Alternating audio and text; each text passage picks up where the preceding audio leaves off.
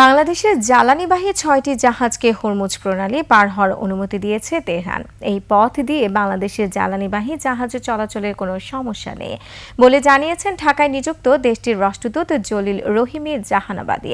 বলছেন, ইরান ইস্যুতে বাংলাদেশে যে বিবৃতি দিয়েছে তা নিয়ে সন্তুষ্ট নয় তেহরান। ইরান প্রত্যাশা করে আগ্রাসী শক্তির ভূমিকার নিন্দা করবে বাংলাদেশ। নিসা আলমের রিপোর্টে বিস্তারিত। নগদ নিয়ে এলো হার না মানা হার অফার। সর্বনিম্ন 10,000 টাকা রেমিটেন্স নগদে পাঠালে থাকছে স্বর্ণের হার জেতার সুযোগ।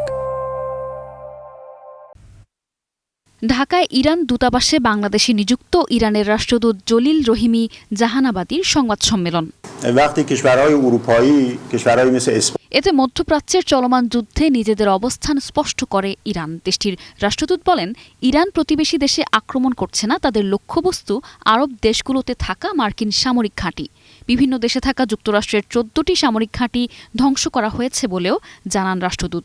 আমরা মধ্যপ্রাচ্যে এই বাহরাইন, কাতার, কুয়েত এবং এই সমস্ত দেশের যে ইয়েতে প্রায় অন্তত 14টি মার্কিন ঘাঁটি আমরা নাস্তানাবুদ করে দিয়েছি। হরমুজ প্রণালীতে আটকে থাকা বাংলাদেশের 6টি বাণিজ্যিক জাহাজকে চলাচলের অনুমতি দেওয়ার কথা জানান তিনি। 6টা জাহাজের ব্যাপার যেটা, এই 6টা জাহাজের কথা আমাদেরকে জানানো হয়েছে। আমরা তেহরানিতে জানিয়েছি, ইরানের জাতীয় নিরাপত্তা কাউন্সিল সেটার অনুমোদন দিয়েছে এই জাহাজগুলোকে সহায়তা করার। তবে তিনি মধ্যপ্রাচ্যের চলমান যুদ্ধ নিয়ে বাংলাদেশের বিবৃতি অস্পষ্ট উল্লেখ করে বলেন, এই পরিস্থিতিতে উদ্বেগ প্রকাশ যথেষ্ট নয়, বরং দায়ী পক্ষগুলোর বিরুদ্ধে স্পষ্ট নিন্দা জানানো প্রয়োজন ছিল।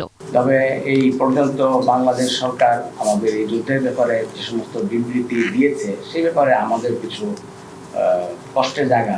যুদ্ধেরও কিছু নীতি ও সীমা থাকা উচিত উল্লেখ করে রাষ্ট্রদূত বলেন, যুদ্ধের অজুহাতে স্কুল কলেজে শিশুদের ওপর হামলা কোনোভাবেই গ্রহণযোগ্য নয়। তিনি জানতে চান, মুসলমান হওয়াই কি অপরাধ? নিশা আলম, 21 টেলিভিশন,